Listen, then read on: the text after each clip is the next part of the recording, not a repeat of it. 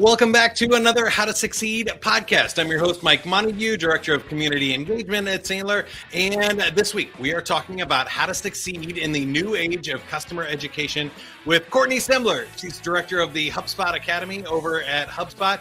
And she will be on stage at Inbound, HubSpot's big user conference, here in a couple of weeks in September. I will also be on stage there because HubSpot's one of our partners, and I get to talk about how we have Sandlerized our HubSpot instance as well. So check that out at inbound.com, or you can just Google HubSpot Academy and you'll find all the great work that Courtney is doing over there. For more information on Sandler, go to sandler.com. And the following podcast is copyrighted by Sandler Systems, LLC, protected by U.S. copyright laws. And Sandler, if you haven't heard of us before, we're the worldwide leader in sales management and customer service training. All right, Courtney, we're talking about the new age of customer education. This is the title of your Inbound talk. What the heck does that mean? And how did you come up with this one? Yes. Well, first of all, thank you so much for having me, and congratulations on your upcoming Inbound talk. I'm sure it's going to be amazing. You're going to rock the Inbound stage. You'll be riding that high for the rest of the year. But we're going to talk about the new age of customer education, because customer education has been around since the 1980s. There was a book published based off some research about what is customer education? What does it do? Why is it really beneficial to a lot of businesses? Well, it's obviously many, many years from 1982 when that book was published. And there's been a lot of advancements with customer education. One of the biggest ones is that now in these big organizations, whether you're a sales leader, a marketing leader, a service leader, you have probably more battles that you're chasing when trying to attract new people to your business and then retain them. And so customer education is starting to play a new role in a lot of those organizations, particularly in sales and marketing. And so we're going to talk about the new generation of customer education, particularly in an AI world, what that's looking like, what we're going to do about it, and more importantly, how can you use customer education to grow your business regardless of where you sit in the organization.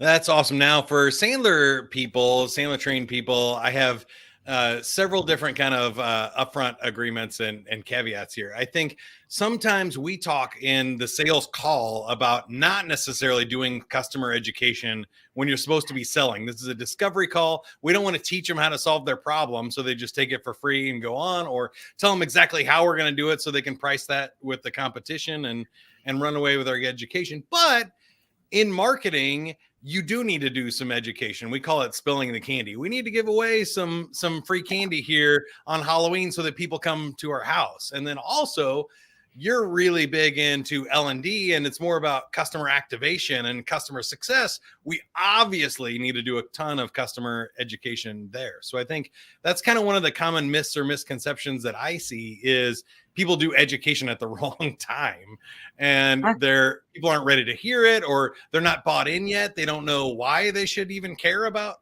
this education or this product or service yet. And it's not the right time. Do you have any thoughts on that, either common misconceptions or how people mess this up when they're trying to be helpful, they're just doing the wrong thing? 100%. Customer education is a great example of a full flywheel model for your business. It can help you attract, engage, and delight. But oftentimes we think about customer education just in one of those pockets. And particularly for the modern organization, you need to know when to deploy that educational focus in the different parts of those flywheel. You're going to find the most honest, true to form L&D focus of customer ed in the delight phase, right? You're a customer, you're helping them get onboarded, you're going to, in that everboarding, just continuing to, educate and inspire them about the product, the services, the methodologies, all that kind of stuff. Towards the beginning part of that flywheel, you're really starting to see, to your point of, I find sales reps are so successful when they're able to talk about the value of the customer education that they're going to get once they are a customer, right? Like you have this opportunity to learn and grow with this business. Once we figure out what your problems are, how the product or service is going to help you solve that.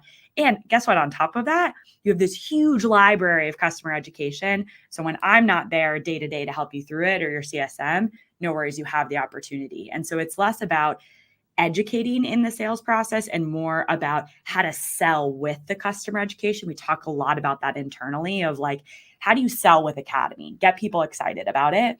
And then in the marketing side as well, it's about getting people really understanding those core concepts. So when they start to talk to your sales reps, they're actually more knowledgeable than they were before, right? They might come in with some questions that allows you to have more fruitful conversation, right? Best conversation I hear at HubSpot is, I got certified in inbound. Now I want to implement it. And we're talking to a sales rep and it's like, okay, I know what I need to do to attract, engage, delight. How can the HubSpot software help me do that? And that conversation obviously is much more exciting than what is inbound? What is HubSpot? I have no idea what you're talking about. And so using it and deploying it in a lot of different ways. That's where I was gonna go. Is you can build a lot more awareness. I know you're another L&D pro here, so we can use our Kirkpatrick models and stuff. But awareness and knowledge of what is possible is different Yes. than how you solve the problem or how you technically go about using the software. Those things need to be later in the process, in the funnel there. But I see some other common myths and misconceptions here, one of which I'm going to be talking about at Inbound, which is a lot of people in the world of AI, they talk about more educated buyers. And I think we need to talk about more educated sellers, that you could be doing more research and more education for yourself and learning so that you're on an equal stature when they're coming in. How do you think about this new world? What has changed, and what are some things maybe that the general public hasn't caught up with yet as far as customer education? Yeah, I mean, I think we're entering into a stage of business and a stage of the world where it is really centered around knowledge and education, and you're building this culture of learning. I think AI has really seen that sort of for most of us of like, it came in and all of us were like, ooh, I got to go and learn about this thing. And we should be doing that for every topic, for every product, for all these systems, not just for AI. And so this culture of learning that we're seeing come up is going to help our organizations grow and help us as individuals, because we're starting to really obtain more of that. What should I be learning? So when I'm talking to customers, I'm able to bring in that full picture versus this sort of funneled view of maybe what I'm used to talking about. Being able to open up more of those connections. We talk a lot about community. Community is such an element with this culture of learning, which is how do we build these connections over time and stay connected? We're learning together, we're growing together, all that fun stuff.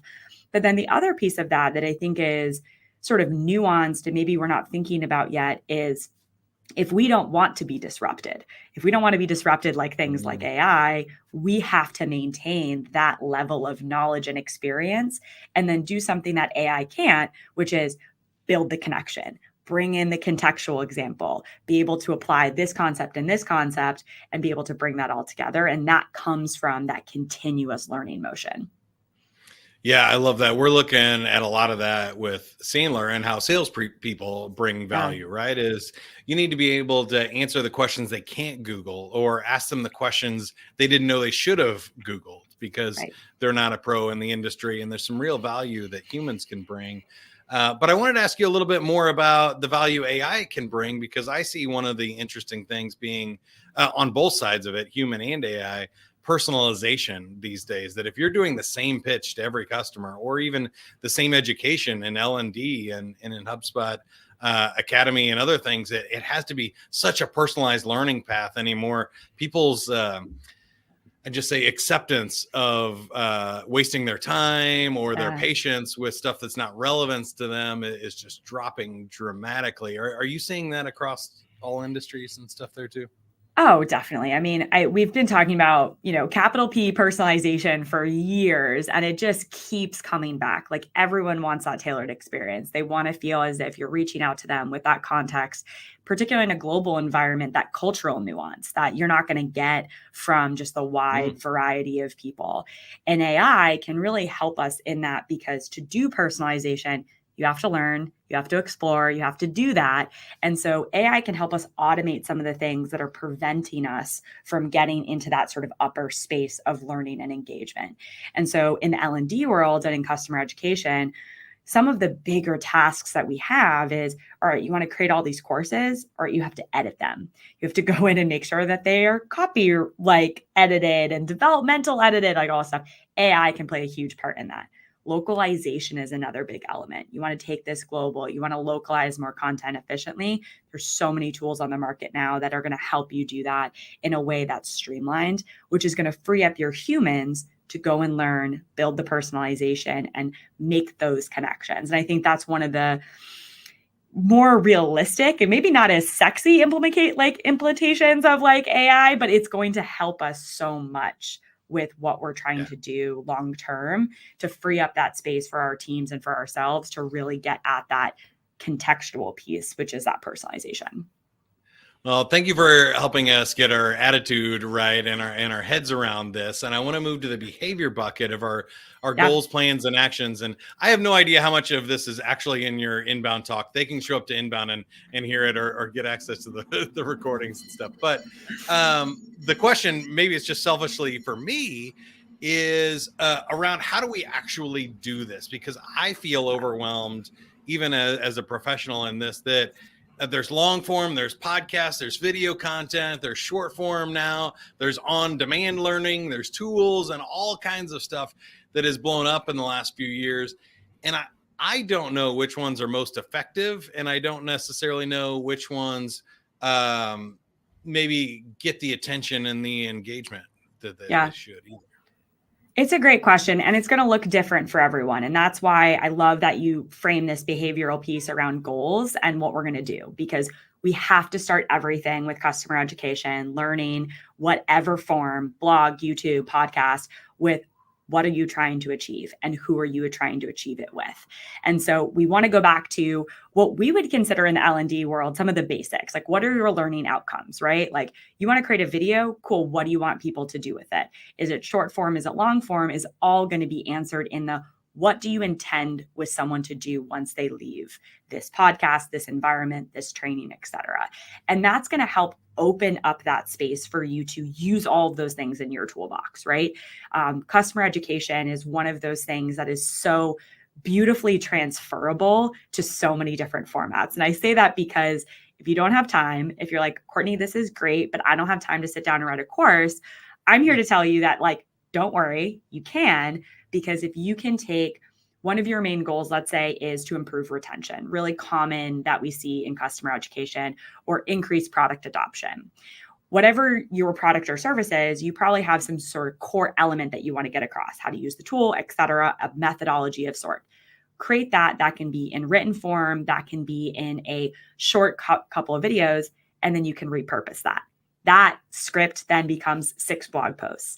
That script then becomes 30-second YouTube videos that you sprinkle all over the place. It becomes a video on your product page. And it can then all connect back to, all right, do you want all of that together? Here's the course, here's the learning objective that's going to go with that. And I think when a lot of people are starting to think about customer education now, they're like, I don't have time for that. I'm like, yes, you do. Because you also have the talent in your organization already that is ready to create some of that content. Go and talk to some of your folks in support. Go talk to some of your sales reps, your CSMs.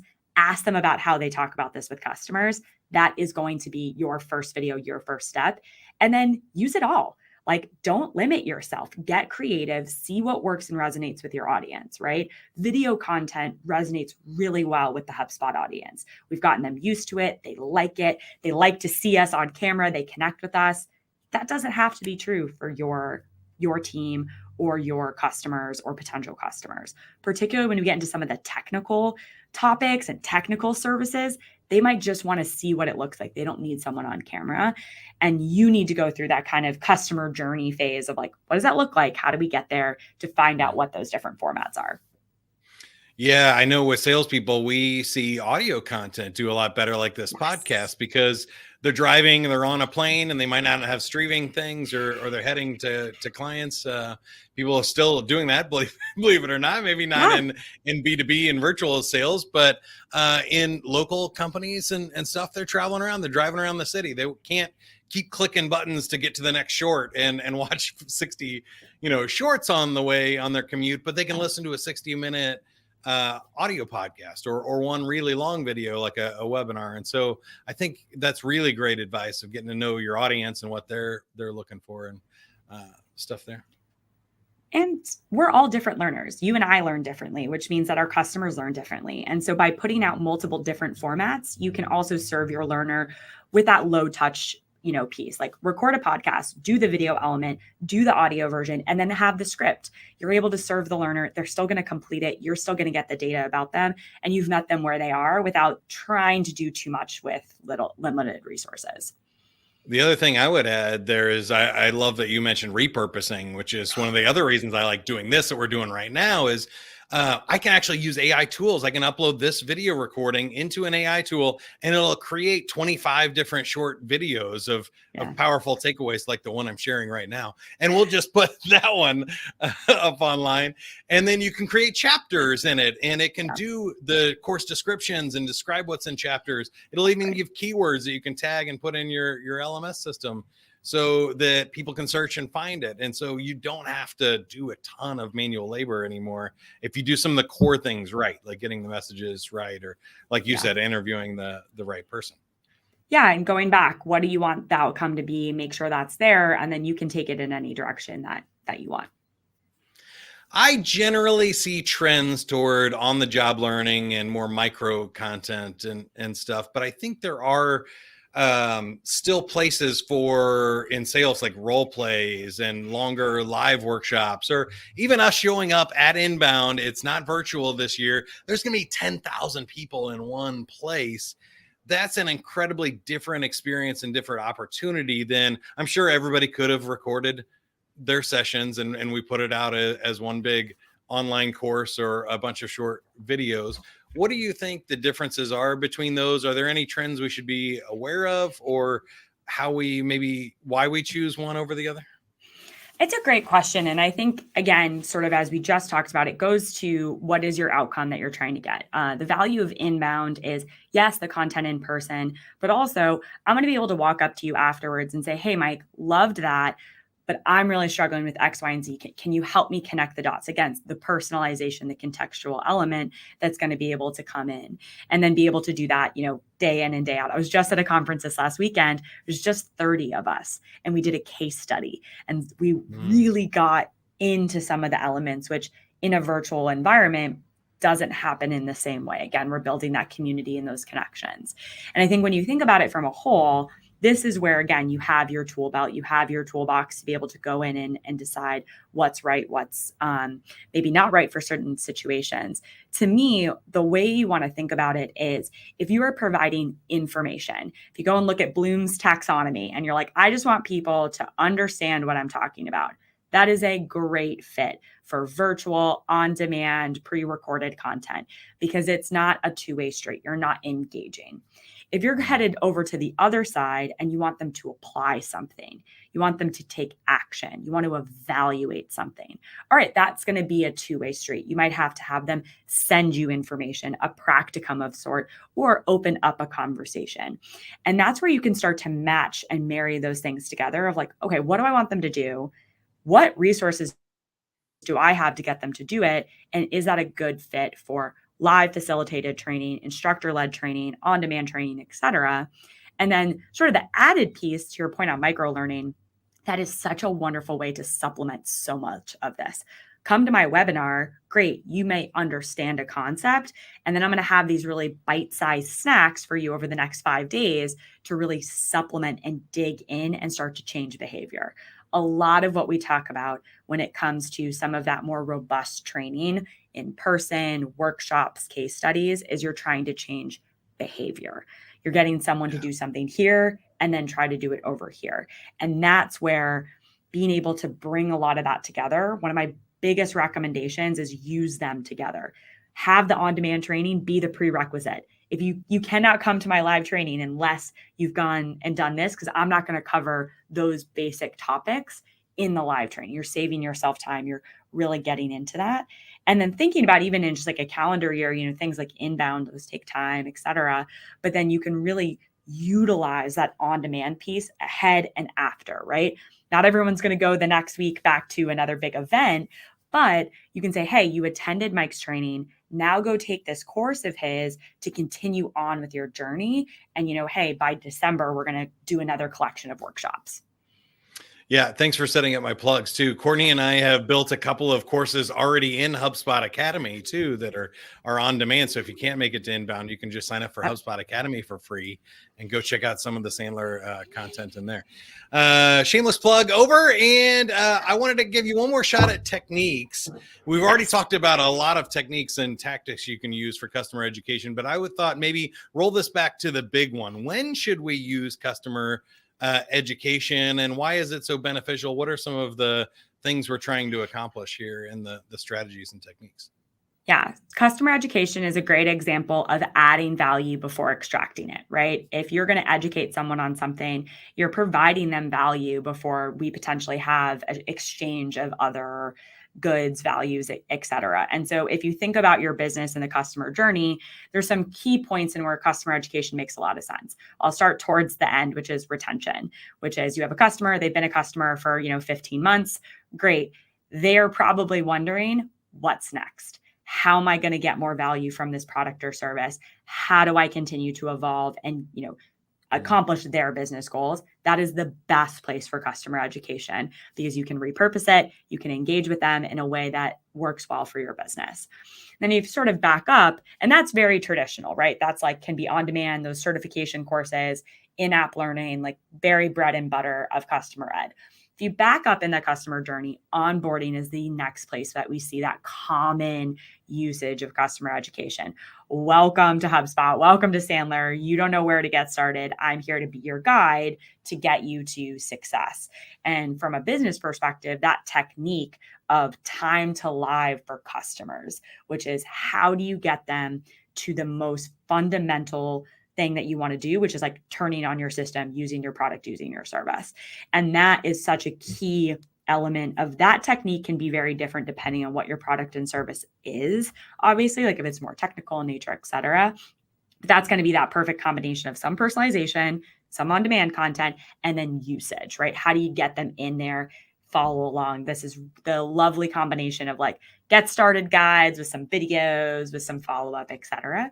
And then back way at the beginning of the customer journey, when we're talking about attracting people, this is where we want to go.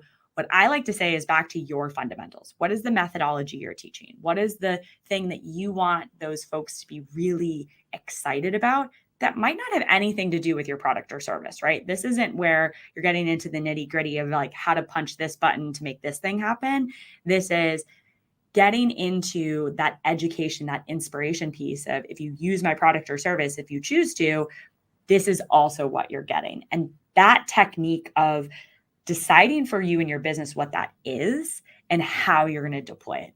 For HubSpot, that was a lot of the inbound marketing, a lot of the thought leadership elements. Sandler has had some very similar elements of being able to not just sell the actual thing, but be able to bring people in with why it's going to help their business. And that's what they attach to. That's what they get excited about. That's what they post about on LinkedIn. And that's where you want to be able to deploy that. And then from a true technique standpoint, going back to some basics, learning development is so key with adult learners. Make sure they know why they're there, how it's going to work, and what it's going to look like once they deploy it. That framework, the why, how, what, will just save you so much time and energy when thinking about putting together some of this training. Really great stuff there. You kind of gave us a shout out there too. That's my role at Sandler, is really in the content marketing. And I think that early stage stuff of you can talk about problems they might not know that they have, or those potential solutions of like why that problem exists and what they can do about it is really helpful. But I also wanted to add how to buy from you is a really interesting one that you probably see with like real estate agents or other things of like 5 mistakes to avoid when buying a house or things like that, or putting in an offer and stuff like that, of teaching people how to choose a vendor like you or how to use a product and buy a product and evaluate those can be really powerful customer education things outside of their problem. Just how to go about finding a vendor. That how-to content is so key and can be used really across that customer journey, right? How to do X in my product, how to even think about using the product or service that I sell. And like that is, again, it goes down to that basic fundamental of like, why do they even care about your product or service? Like, let's start there. how is it going to look like when they implement it? And then what are some of the options to get them there?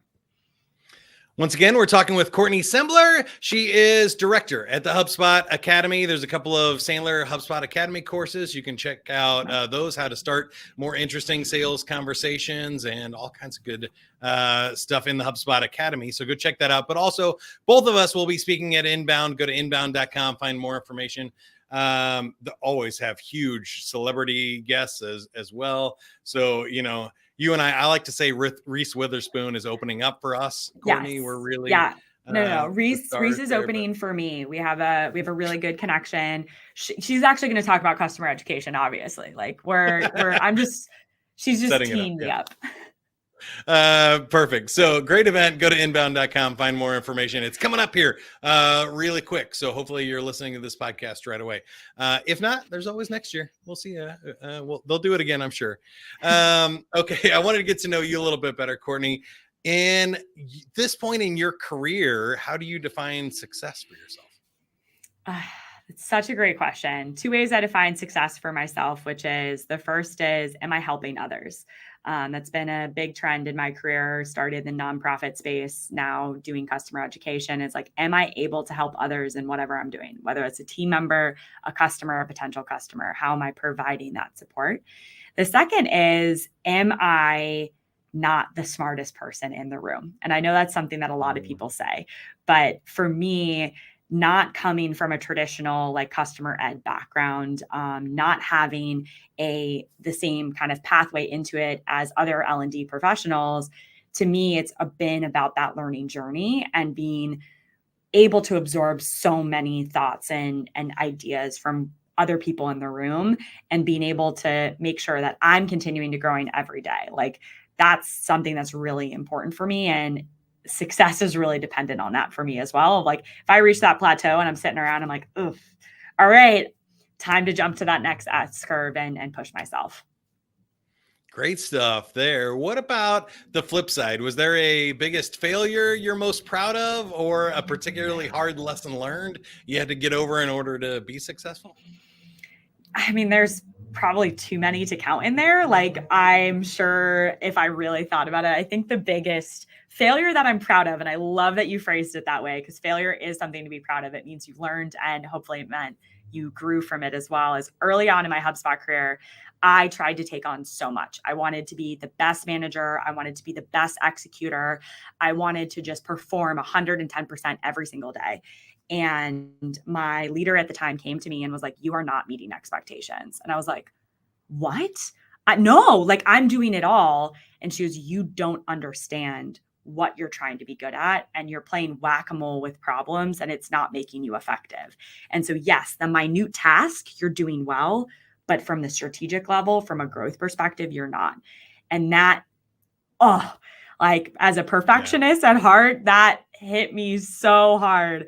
But it was such a great learning and such a great failure of being able to come out of it and being honest with myself about what I wanted, how I was going to think strategically, and also learning what that meant for myself in my day-to-day and my professional and personal life of managing some of those hyper growth periods and working through that. So that's probably something that I'm most proud of. And that manager knows who she is. And I've thanked her many times for whacking me upside the head and being like, you got to get back on the right tracks, Courtney. That's a good one and very common, I feel like, with young managers is you think, oh, I'm doing it all, I'm getting it all done. But what you're not doing is enabling other people to do it without you and getting help on those kind of things. So that's great. Last one. Do you have a favorite quote, motto, or mantra? Okay. So you told me to think of a quote, but then you added mantra and all right, now I'm just going with it. My favorite mantra is move forward always. It is something that I live and breathe by. Every day is an opportunity to learn and then to also fail and move forward from it. But my favorite quote is no design is small. It's by Doug Tompkins. He was the founder of the North Face and a conservationalist who I worked for early on in my career. And he gave me such an appreciation of the small things that we do, whether building physical space, building community, really can resonate with our learners, with our customers, et cetera. And so be passionate about the small things and that they can really make a difference, because small things are what makes big differences when they come together. Great quote. And I think I've had Doug on the podcast. It was been years, but I'm gonna have to go back and listen to that one. That's a new one for me. Great quote. Again, the websites are inbound.com or HubSpot Academy. You can find more information about Courtney there. And I wanted to give you one more shot at it, Courtney. Just I'm sure you've done learning objectives for your talk and all of the good stuff that you're going to share at Inbound. What are you hoping people get, or what will they get if they come check out Inbound and specifically your talk? Yes, if you come and learn about the new age of customer education, we're going to dive really deep into a lot of the things that we talked about today. But the most important thing that you are going to take away from that conversation is how to lead customer education programs in an AI world with a human focus, and what you should be thinking about from the basics of your program to build long-term success. We talk a lot about that. And I hope you do come join and learn about the new age of customer education. And if you don't, I'll be talking a lot about it throughout the year and into next year as well, because it's a topic that's not going anywhere. What about Inbound? You've been to like 10 of these. You've spoken at 7 of them now. If somebody's never been, what would be one piece of advice or, anything you could share to help us? Biggest piece of advice is get involved on the inbound floor. There's so many people to meet, so many people to chat with. Don't be afraid. Everyone is so excited to be there and to meet you. And so go up to a stranger, say hello. I know for those of us who are a little bit more introverted, inbound can be a lot, but there's a lot of spaces to connect and engage with folks off the inbound floor as well. And the second is, do not sleep on the sessions. Yes, inbound's a great place to connect with folks, but there's some unbelievable presenters, content for you to take that and apply it to your business. Go check out Kyle Jepson's content. He's got some amazing sales content that's coming out this year. Do not sleep on the HubSpot Hero stage. It is on the inbound floor. We've got some of our amazing product managers and product marketing managers and inbound professors talking about how to grow and scale your business with HubSpot tools and strategies. So get excited. And of course, be excited about seeing Mike, who I know you're going to do an unbelievable job. You've been an amazing presenter inside of Academy. So I can't wait to see it live too. Yeah, I have a couple of tricks just for the live audience, things that you can't do on video and stuff. Maybe some magic happening there. So come check it out. We would love to see it. I would say same thing. Happy people at Inbound. It's a really cool, great, energizing event. And then building your agenda is tough because there's so much good stuff and so many amazing speakers. So if you are going, here's my tip.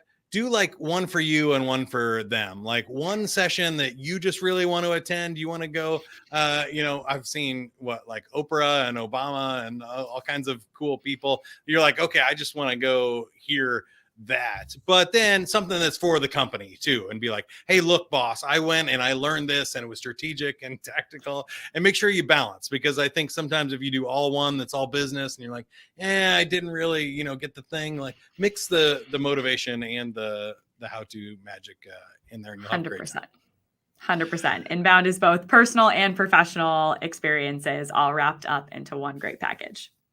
Courtney, thank you so much. I'm sure we'll be talking more in the future. Until next time, as always, you can subscribe to this podcast wherever you're listening, watching to it right now would be a good start. Whatever you are, be a good one. That's always a great quote to remember. And the How to Succeed podcast is brought to you by Sandler, the worldwide leader in sales management and customer service training with over 250 locations. For more information, go to sandler.com. We'll see you next time.